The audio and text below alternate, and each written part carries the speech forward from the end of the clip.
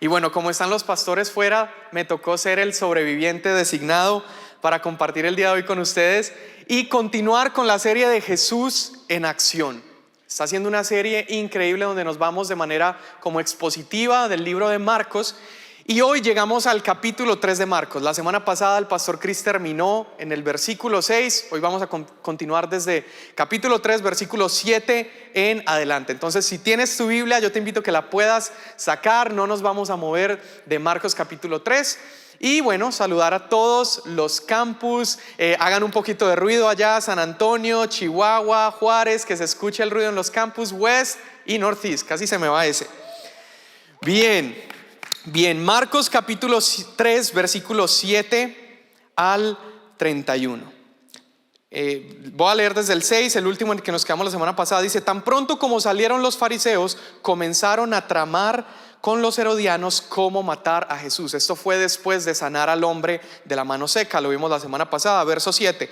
Entonces Jesús se retiró con sus discípulos y una gran multitud de Galilea lo siguió. Y también de Judea y de Jerusalén, de Idumea y del otro lado del Jordán, y los alrededores de Tiro y Sidón. Una gran multitud que al oír todo lo que Jesús hacía, vino a él. Escúchame, las multitudes a partir de más o menos el segundo año de ministerio de Jesús comenzaron a ser súper comunes.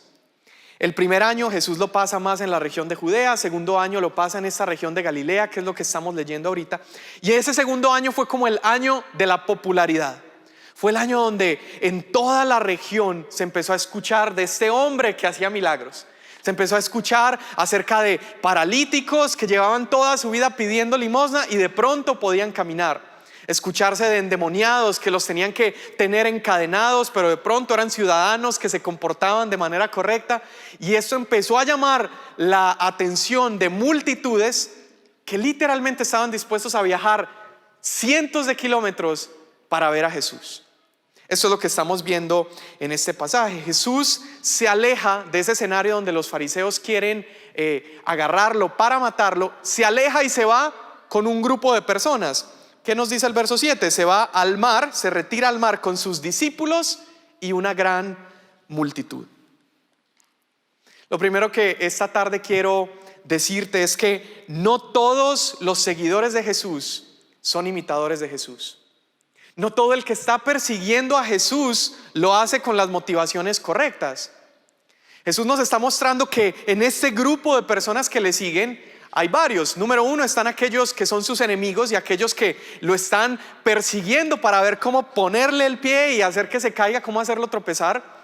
Número dos, hay multitudes que lo siguen por curiosidad, ¿sí? Por querer sacar algo de provecho a sus vidas cuando se encuentren con Jesús. Y número tres, hay un grupo particular dentro de esa multitud, un grupo más chico, que son sus discípulos.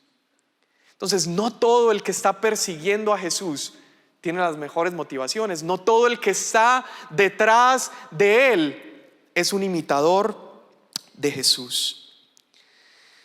Mateo capítulo 7, verso 6, Jesús está hablando y él dice: no den lo santo a los perros, ni echen sus perlas delante de los cerdos, no sea que las pisen con sus patas. Jesús se aleja de un primer grupo de personas y él se aleja de aquellos que lo rechazan. Y Jesús mismo dice, él deja claro que él no vino por ese tipo de personas, porque son personas que cuando Jesús les aventara palabras de vida, ellos iban a reaccionar como cerdos pisoteándola. Entonces Jesús se aleja de este primer grupo, pero luego vemos que hace una diferencia entre los otros grupos de personas que lo están siguiendo. Dice que se retira al lago con sus discípulos por un lado y por otro lado las multitudes. Escucha, hay una diferencia entre estos dos grupos de personas. Hay una diferencia entre estos grupos que lo siguen a él, pero con motivaciones diferentes. Uno de los grupos sigue a Jesús buscando recibir algo a cambio. Otro de los grupos, los discípulos, siguen a Jesús porque están comprometidos con él y porque le aman. Escucha, una multitud seguirá y alabará mientras reciba algo a cambio. Pero un discípulo seguirá a Jesús, aun si no recibe lo que ha estado pidiendo, porque le ama y porque está comprometido con Él. Mi pregunta esta tarde es: ¿en qué grupo estamos tú y yo? ¿Somos de los que viene a este lugar esperando recibir algo de Dios? Señor, tócame, bendíceme, dame, lléname. ¿Somos los que venimos esperando algo de parte de Dios? ¿O somos los que venimos acá porque le amamos, porque estamos comprometidos con Él? Los que le buscamos aun si Él no contesta nuestras oraciones, pero le buscamos porque le amamos. Amén.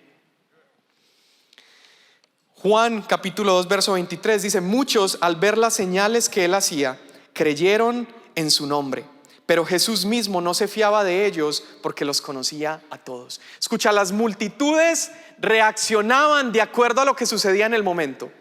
Las multitudes reaccionaban. Si había un alboroto porque enfermos estaban sanando, ¿qué hacía la multitud? Reaccionaban y iban y perseguían a Jesús para ser parte de eso.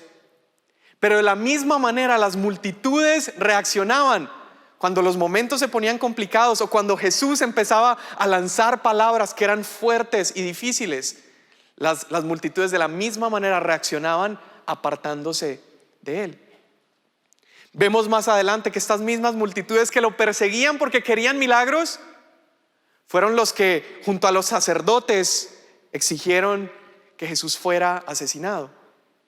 Hay una diferencia entre seguir al montón, entre seguir a las multitudes con curiosidad acerca de Jesús, a seguir a Jesús porque le amo y estoy enamorado de Él. ¿Cuál eres? ¿Cuál somos en esta tarde? La multitud creía en Jesús lo suficiente para hacer milagros, pero no creían en Él como para salvarlos. La multitud quería los regalos del reino de Jesús, quería los beneficios que este rey estaba trayendo, pero no querían al rey. Querían los beneficios, pero no querían la relación con Él. Ahora, Juan 2:23 dice que ellos creían en Jesús por los milagros que hacía, pero Jesús no creía en ellos. Jesús no se fiaba de ellos. Lo que está diciendo el texto aquí es que aunque ellos creían en Él por las señales, Jesús no tenía fe en su fe. Jesús no tenía fe en la fe de ellos porque sabía que esa fe que solo creía por milagros no era una fe con la capacidad de salvarlos, no era una fe que producía salvación.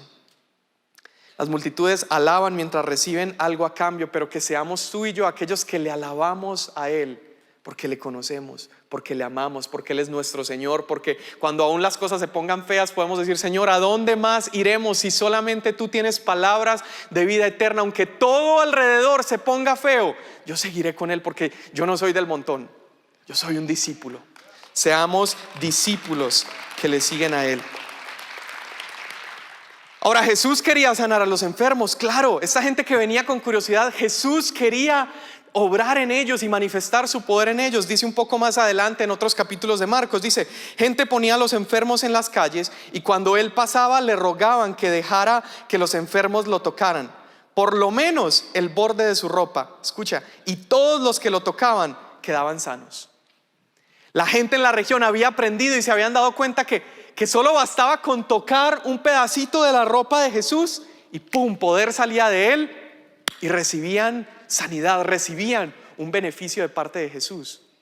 Y Jesús, a sabiendas de esto, que gente solo lo buscaba para eso, Él lo permitía y Él sanaba a todos estos enfermos. Pero lo triste de esto, escucha, es que la multitud se conformaba con simplemente un toque momentáneo de Jesús.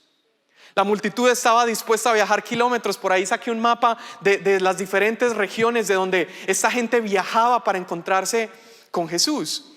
Y la gente viajaba todos estos kilómetros, ¿sabes qué? Para tocarlo, recibían un toque momentáneo. Me regreso con mi toque, me sanó, me cambió.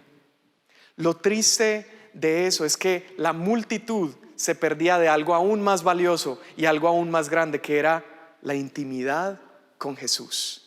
Recibían el toque momentáneo y pasajero, pero se perdían de aquello que es más valioso, que es la intimidad con Él. Versículo 9.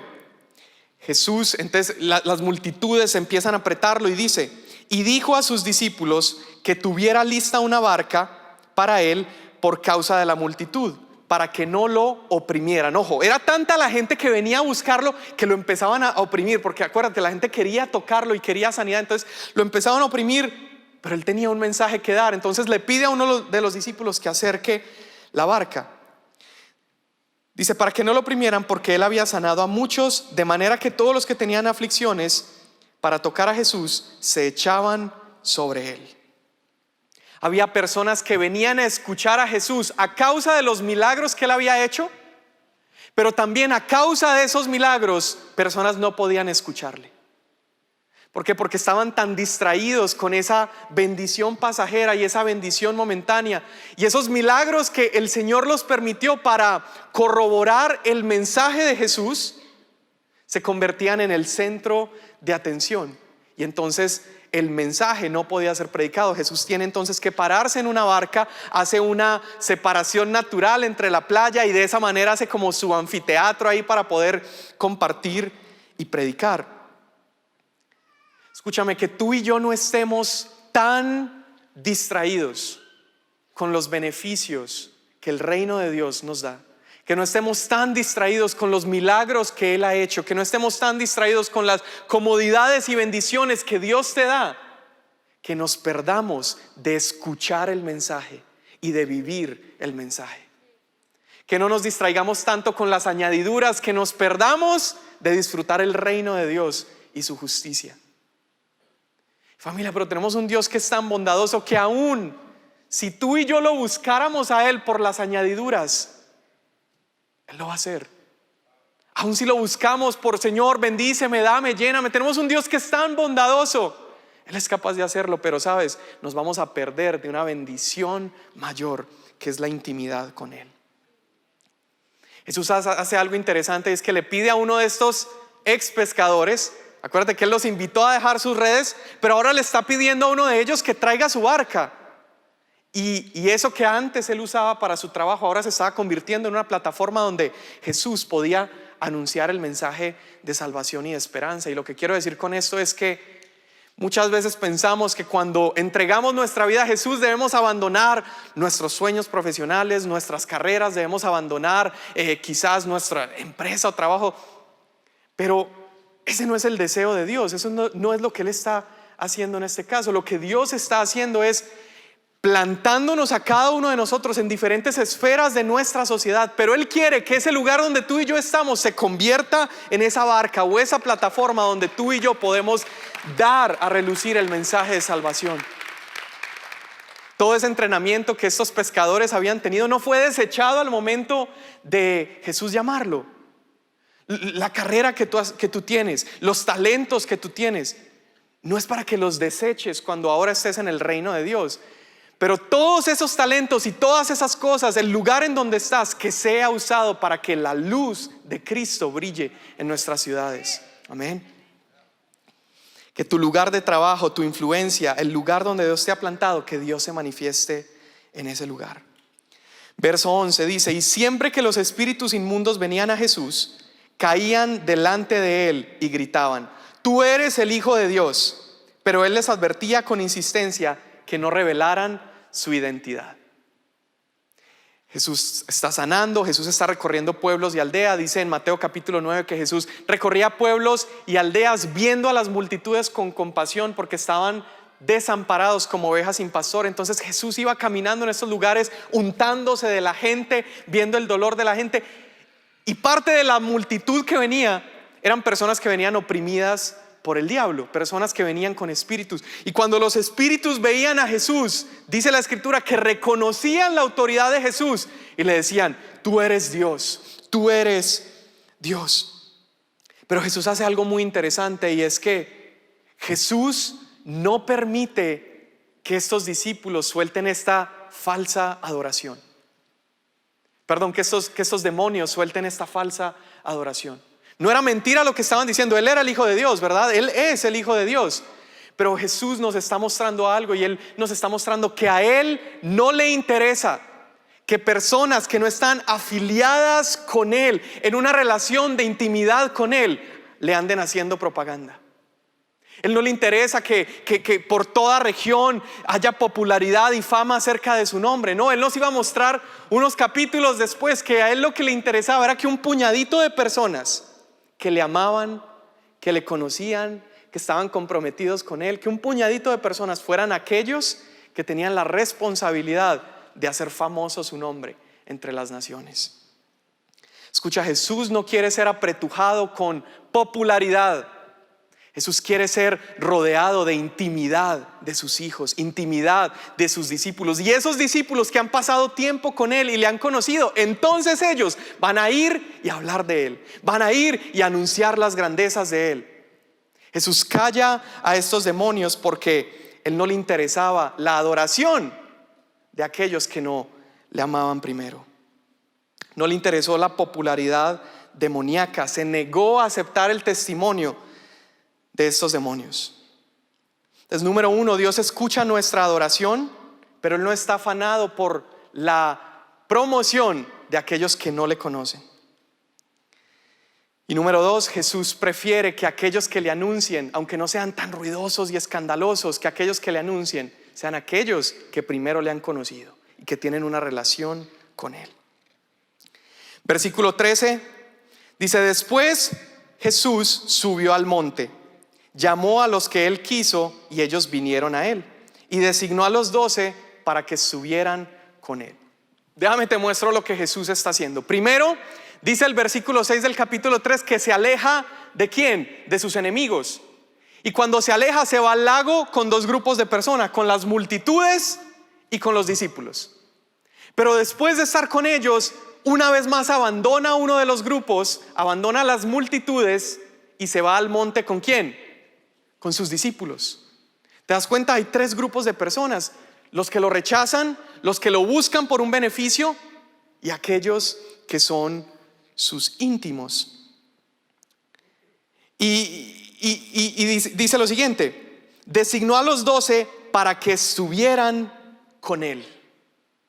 El propósito de Jesús llamar a los discípulos, ¿sabes qué era? Era que disfrutaran de una relación plena y continua con Él.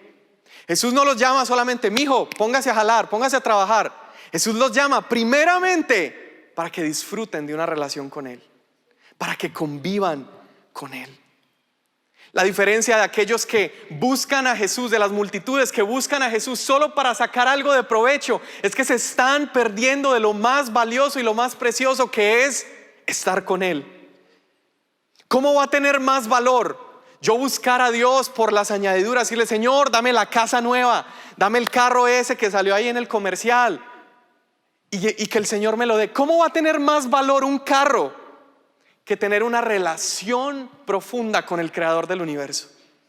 Eso es lo que se pierden las multitudes, aquellos que solo lo buscan por añadiduras. Entonces, número uno, los llama para que estuvieran con Él. El propósito de Dios, tenerte en este lugar, el propósito de Dios al hacerte discípulo suyo, es que puedas disfrutar de esa relación con Él. Ahora, lo segundo dice: para que estuvieran con Él y para enviarlos a predicar y para que tuvieran autoridad de expulsar demonios. Juan capítulo 10 verso 10 dice: yo he venido para que tengan vida y la tengan en abundancia.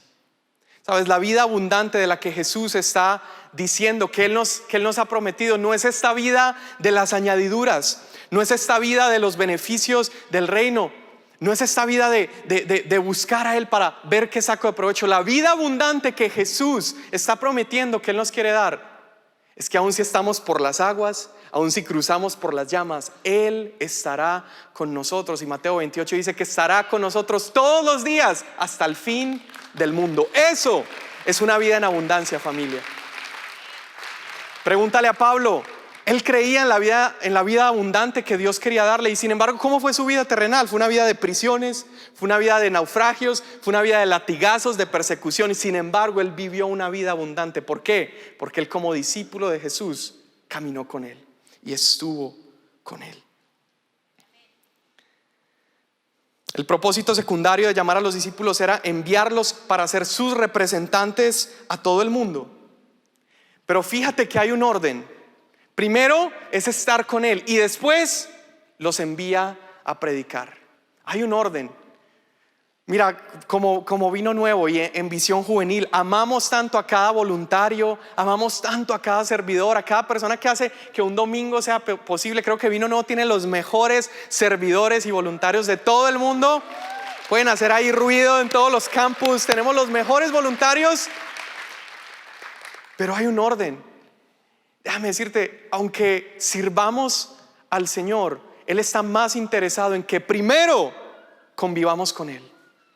El Señor no se deslumbra con que tú hagas muchas cosas para Él si primero no estás pasando tiempo con Él, no estás conviviendo con Él, si no estás teniendo intimidad con Él. Ese es el orden de las cosas. Si tú has estado demasiado ocupado en activismo y haciendo para Dios y tienes toda tu agenda ocupada y el miércoles en redes y el jueves sirviendo y eso y lo otro, pero no tienes ni 5 minutos para encerrarte en tu cuarto y orar al Señor, el orden de las cosas está alterado. Primero es intimidad con Él, segundo es servicio a Él. Juan capítulo 15 verso 5 dice: el que permanece en mí y yo en Él, este da mucho fruto, porque separado de mí nada pueden hacer. ¿Cuántos de nosotros estamos tan obsesionados y empecinados por dar fruto? Y queremos hacer y queremos, hasta hacemos fuerza a ver si nos sale algún fruto por ahí. Pero la palabra dice que no se trata de eso. El Señor, escúchame, el Señor no te llama a dar fruto. El Señor te llama a permanecer en Él. Y cuando permaneces en Él, entonces naturalmente viene el fruto. Familia, pasa primero tiempo de intimidad con Jesús. Sea un discípulo de Jesús, pasa tiempo con Él. Y entonces naturalmente vas a ser un mejor servidor. Vas a servir de manera más excelente. Continuamos en el verso 16. Designó pues a los 12: Simón, a quien le puso Pedro; Jacobo, hijo de Zebedeo; Juan, hermano de Jacobo, a quien les puso por nombres Boanerges, que significa hijos del trueno. Estos eran tremendos y Jesús les pone este apodo. Llama a Andrés, a Felipe, a Bartolomé, a Mateo, Tomás, Jacobo, hijo de Alfeo, Tadeo, Simón el celote y Judas Iscariote, el que también lo traicionó. Escucha, Jesús hace esta separación. Primero, deja a un lado a aquellos que lo rechazaban. Segundo, deja a un lado a las multitudes, aquellos que lo buscaban por interés. Tercero, se queda con este grupo selecto. Pero Él hace algo interesante, y es que pone en un solo lugar a gente absolutamente diferente. Pone por ejemplo a un Simón, que era este tipo impulsivo. Era un tipo súper preguntón, bien curioso. En todo el Nuevo Testamento, Simón hace más preguntas que todos los otros discípulos juntos. Pone a Simón al lado, por ejemplo, de Andrés, que era su hermano, que era estudiante de Juan el Bautista, era también pescador. Pone a Jacobo, que era bien apasionado, era fervoroso, pero Jacobo también era bien violento. Él era el que cuando estaban en Samaria, él dice: Señor, si tú quieres, pedimos que caiga fuego del cielo, ¿no? Hasta medio sicario era Jacobo. Tienes a Juan, que era un tipo celoso, fervoroso. Tienes a Felipe, que era pesimista, ¿sí? Era medio cínico, era medio materialista, era uno de los estudiantes también de Juan el Bautista. Tienes a Tomás, que era el dudoso, pesimista también, veía el vaso medio vacío. Tienes a Simón el celote, el celote con Z, no el elote. Algunos les dio hambre, pero ahorita saliendo pueden ir por su elote. Simón el celote. ¿Sabes? Los celotes era como una rama guerrillera del judaísmo. Y los celotes, lo que ellos querían era desprenderse totalmente de la opresión romana. Y la manera en la que ellos lo hacían era con violencia. Ellos no querían pagar sus impuestos y eran tan violentos, ¿sabes qué? Que consiguieron que los celotes no pagaran impuestos a Roma. Ahora estaba Simón el celote, pero vimos la semana pasada que Jesús llama también a un tipo totalmente contrario a Simón. ¿A quién llama? Llama a Leví, a Mateo, el recaudador de impuestos. O sea, el tipo que Simón el celote le pegaba puños en la esquina, Jesús los llama para que convivan juntos y sean discípulos de Él.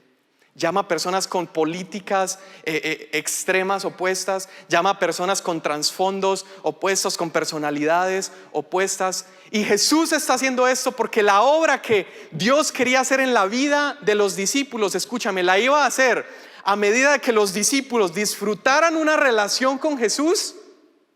Pero la obra sería completa también a medida que los discípulos se relacionaran entre ellos. ¿Tú crees que a Mateo no le forjó el carácter el tener que servir junto a una persona que probablemente le dio una paliza a muchos de sus compañeros? ¿Tú crees que no forjaba el carácter estar con personas tan diferentes y de lugares diferentes y de estratos socioeconómicos diferentes? Escúchame, el lugar donde Dios te puso es porque Él quiere pulir tu vida mientras estás en tu relación con Él, pero voltea alrededor. Las personas que hay a tu alrededor, Dios las puso ahí para también hacer su obra en tu vida. Y Dios va a usar personas para forjarte, y Dios va a usar personas para pulirte, para trabajarte. Tú dices, es que no, usted no sabe, esa servidora en el módulo, es hipotético. Esa servidora que me mira siempre súper feo, o no, esta persona. Sabes, Dios la puso ahí, lo puso ahí, porque Él quiere trabajar en tu vida a medida que disfrutas tu relación con Él, pero también a medida que compartes con tus hermanos. Simón llega a ser hermano y trabajar a la par con Mateo. ¿Por qué? Por amor a Dios. Entonces el plan que Dios quiere ejecutar en tu vida también lo está llevando a cabo a través de las personas que hay a tu alrededor, a través de esas personas que te pulen, que te liman. Pastor Chris siempre saca este proverbio, el de el hierro se afila con el hierro. Eso es obra de Dios. Ahora, amamos y honramos a nuestra comunidad de la iglesia en línea y cada persona que se siente bien viendo iglesia en línea. Creo que eso es precioso, pero escucha, un cristiano que se queda solitario es un cristiano incompleto. Un cristiano que solamente está disfrutando su relación con Dios, pero no está disfrutando su relación con otros hermanos. La obra está incompleta.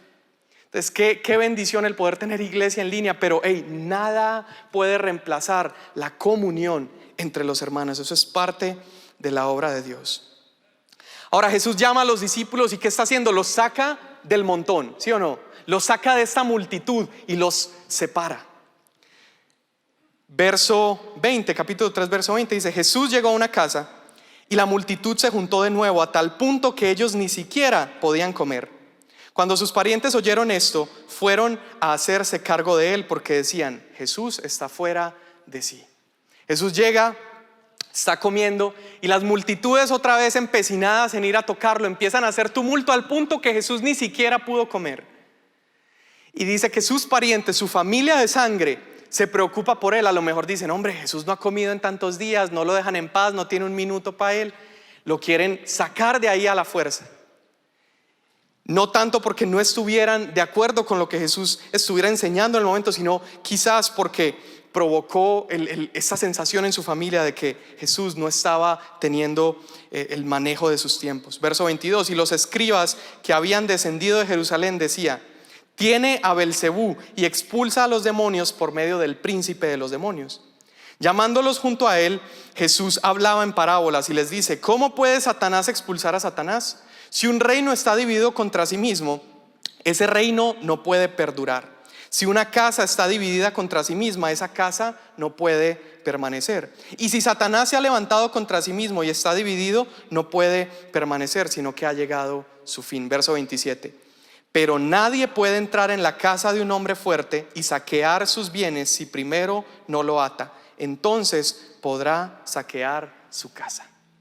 Jesús lo que está diciendo acá, está enfrentando a estos maestros de la ley que creían que sabían tanto, y ellos empiezan a ver a Jesús expulsar demonios y dicen: no, él está haciendo eso con ayuda de Satanás, con ayuda de Belzebú. Y Jesús les da esta analogía impresionante donde él demuestra su superioridad y su supremacía por encima de cualquier otra autoridad.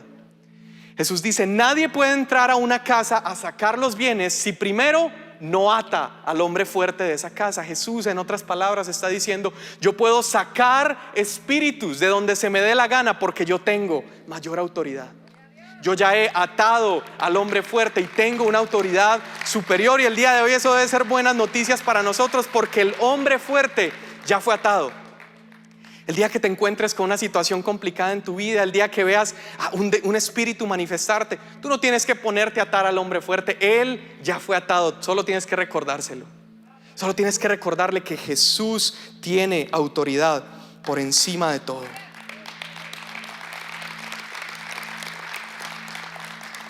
Vámonos al verso 31, capítulo 3, 31. Dice: entonces llegaron su madre y sus hermanos, y quedándose afuera, mandaron a llamar a Jesús. Jesús está teniendo esta conversación con los fariseos y todo, y llega su mamá, sus hermanos, y se quedan afuera porque estaba ya lleno el lugar. 32. Y había una multitud sentada alrededor de él, y le dijeron: tu madre y tus hermanos están afuera y te buscan. O sea, ellos estaban preocupados porque había tanta bola alrededor de Jesús, y aparece la familia de sangre, aparece María, aparece sus hermanos, y a alguno de los discípulos se le ocurrió: esto tiene que ser importante, vamos a hacerle saber a Jesús que llegó su mamá y llegaron sus hermanos.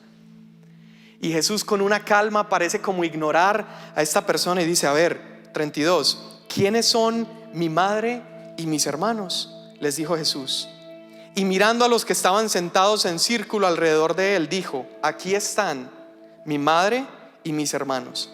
Porque cualquiera que hace la voluntad de Dios, ese es mi hermano, mi hermana y mi madre. Escucha, Jesús, al contrario de como quizás algunas personas enseñan, Jesús no nos llama a cortar vínculo con nuestra familia. No, de eso no se trata este pasaje. Aún con aquellos que no son cristianos, Jesús no está diciendo: hombre, olvídese de su familia. Él no está haciendo eso. Jesús lo que nos está queriendo aclarar es que no existe un vínculo mayor. Es que por encima de cualquier relación importante en la tierra, por encima de cualquier vínculo de sangre, por encima de cualquier relación, la relación mayor que debe existir en nuestras vidas es nuestra relación con Cristo. Eso es lo que Él está diciendo aquí. Por encima de un vínculo de sangre está la relación mía y de mis íntimos, no de la multitud, de los íntimos, aquellos con los que paso tiempo, con los que como, con los que vivo, los que me conocen y aquellos que yo conozco. Se ha dicho que quizás el lazo más fuerte que existe es el lazo de una madre y de un hijo, ¿sí o no? Eso es una relación hermosa. Yo amo a mi mamá me ama y yo amo a mi mamá. Es una relación muy bonita, pero Jesús está usando esa relación tan hermosa de madre y un hijo. Está usando esta relación para enseñarnos que aquellos que son sus discípulos y aquellos que hacen su voluntad van a experimentar una relación de mayor confianza, de mayor profundidad, de mayor intimidad que aún la relación de una madre y un hijo. Jesús está diciendo: y todo aquel que venga a mí, yo voy a convivir en él y yo voy a estar en él y él en mí, aún más profundo que lo estuve con mis hermanos y mi madre. Eso es una invitación hermosa el día de hoy. Es una invitación a todo aquel que quizás por desconocimiento, que quizás por necesidad ha estado persiguiendo a Jesús con la multitud, con el montón, a ver qué puede darme, a ver cómo puedo beneficiarme, a ver qué puedo recibir, qué puedo obtener. Pero hay una invitación más grande. Hay una invitación más grande que solo recibir las añadiduras que Dios quiere darnos. Hay una invitación el día de hoy a disfrutar de una relación plena de intimidad con el Creador del universo. Ponte de pie ahí donde estás.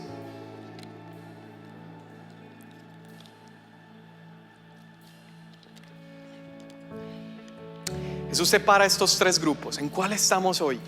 ¿Somos aquellos que lo han rechazado? ¿Somos aquellos que lo buscamos para obtener un beneficio, para recibir algo de Él? ¿O somos aquellos que lo seguimos porque lo amamos? Somos aquellos que lo seguimos porque sabemos que no hay otro lugar donde pudiéramos ir. Que somos aquellos que lo seguimos porque Él ha hecho algo en nuestras vidas. Nos hemos dado cuenta que fuera de Él no hay nada más valioso, no hay nada que valga la pena. Y podemos disfrutar de esa relación que Él mismo dice que es más valiosa que la relación de una madre y un hijo, pero hay una sola condición. Y Él dice: aquí están mi madre y mis hermanos, porque cualquiera que hace la voluntad de Dios, ese es mi hermano, mi hermana y mi madre. La condición no es solamente perseguir a Jesús siguiendo a la multitud. La condición es perseguir a Jesús y amarlo a Él y hacer la voluntad del Padre. Rendir tu vida, rendir tu voluntad, y te conviertes en hermano, hermana, madre de Jesús. Te unes a esta relación únicamente cuando hacemos la voluntad del Padre. Solamente conocimiento en nuestras mentes no sirve de nada. Haber memorizado la escritura no sirve de nada si no estamos viviendo y si no estamos actuando y si no estamos haciendo la voluntad del Padre. ¿Qué somos el día de hoy? Somos aquellos que vienen esperando algo a cambio. Somos aquellos que escuchan y obedecen. Santiago capítulo 1 verso 22 dice: sean hacedores de la palabra y no solamente oidores, que se engañan a sí mismos. Señor Jesús, esta tarde hemos venido delante de ti para decirte, Señor, que no queremos ser como aquellos que te rechazan. No queremos ser como aquellos de las multitudes que te buscan siempre y cuando tú hagas algo.